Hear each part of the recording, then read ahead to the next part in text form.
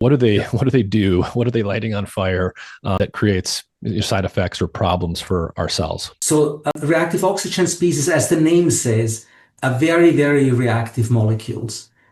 And they target multiple cellular constituents from proteins to DNA to lipids and cause either covalent modifications of proteins or lipid peroxidation. And we think that lipid peroxidation is one of the key events that happen if you have a large mitochondrial electron leak.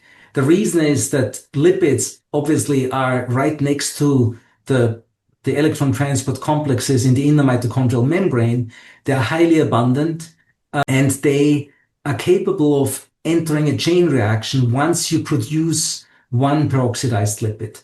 So if you have, say, a membrane phospholipid with a polyunsaturated fatty acyl chain, and you hit that with a reactive oxygen species, you form a lipid peroxyl radical.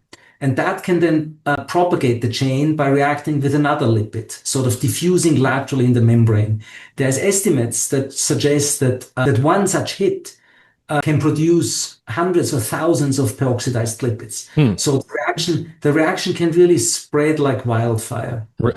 So literally, we're talking about lighting fat on fire, and one spark, like one oxygen radical, can light hundreds of thousands potentially of lipids on fire. And so you can imagine, literally it's like burning a hole in the wall of your house or something. Yeah, that's the way you can think about. I mean, the lipid peroxidation is usually what makes fats rancid rather than lights them on fire. But the metaphor of lighting the membranes on fire is perfectly fine. Mm-hmm.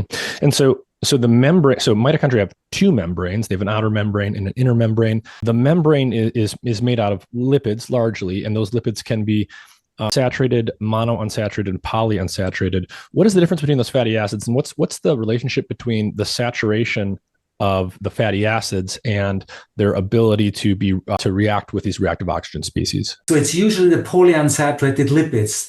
They have their chemical structure.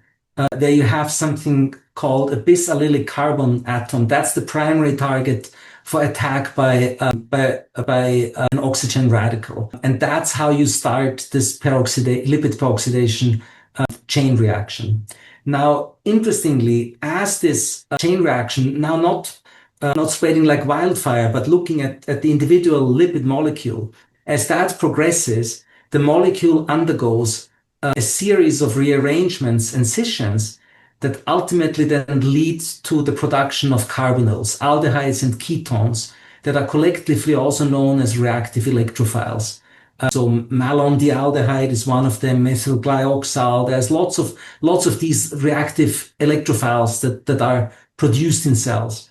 Now, one of the findings that actually put us on the scent of mitochondria as a potential cause of sleep was that we had begun by studying the biophysics of specific sleep control neurons in the brains of flies. Mm-hmm.